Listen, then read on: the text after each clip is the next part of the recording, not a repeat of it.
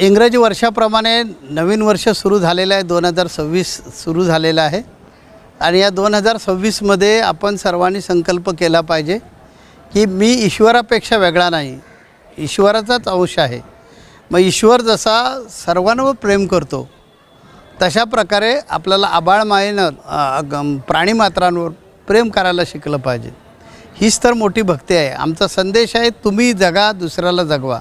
हा संदेश हेच सांगतो की तू माणूस आहेस, माणसानं माणसाबरोबर माणसासारखं वागलं पाहिजे, जगलं पाहिजे, अखिल प्राणीमात्रावर प्रेम केलं पाहिजे, आपल्यामध्ये करुणा आली पाहिजे. आमचा विशिष्टाद्वैत सिद्धांत सांगतो ईश्वराची सेवा, ईश्वराची पूजा ही मंदिरामध्ये नाही तर रंजले गांजल्यांची सेवा ही ईश्वराची पूजा आहे.